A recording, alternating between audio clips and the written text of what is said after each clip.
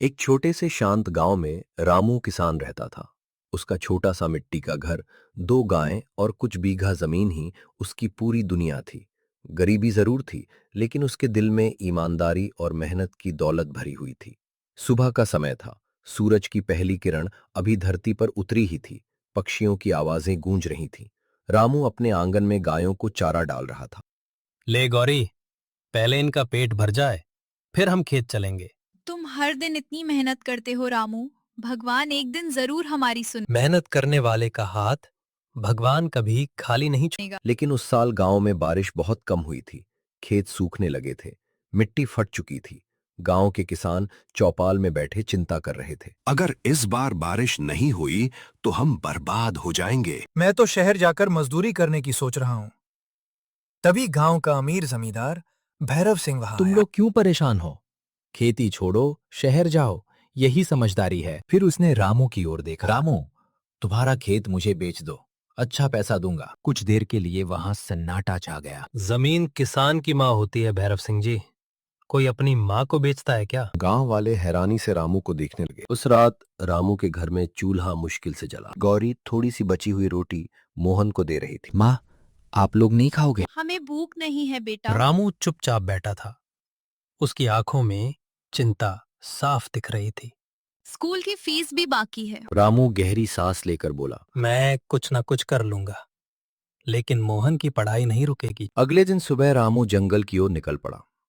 वो सूखी लकड़ियां काटकर बाजार में बेचने लगा। तेज धूप, पसीना, थकान, लेकिन रामू रुका नहीं।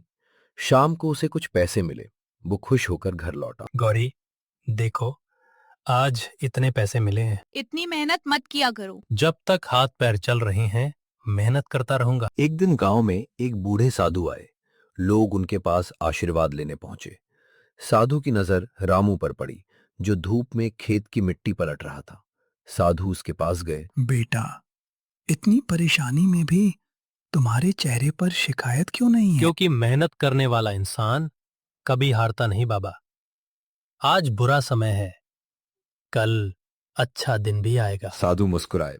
उन्होंने अपनी झोली से कुछ बीज निकाले। इन बीजों को अपने खेत में बो देना, लेकिन याद रखना, इन बीजों को सिर्फ पानी नहीं, मेहनत और विश्वास चाहिए। रामू ने श्रद्धा से बीज ले लिए।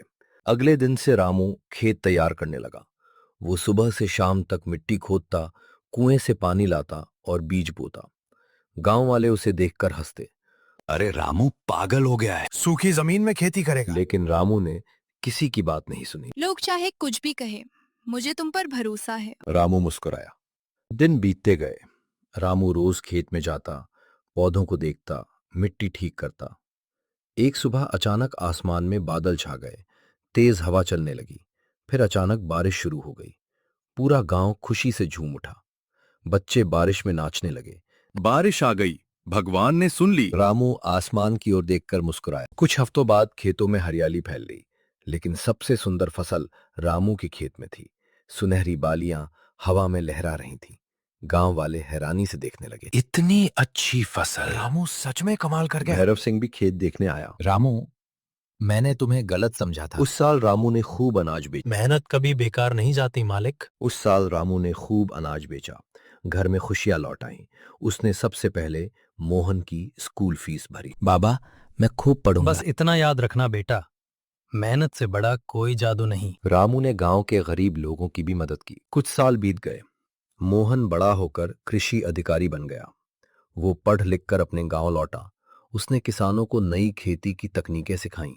अब गांव पहले से ज्यादा खुशहाल हो गया था। गांव में बड़ा उत्सव रखा गया। चारों ओर दीपक जल रहे थे। ढोल नगाड़ों की आवाज गूंज रही थी। सरपंच मंच पर आए।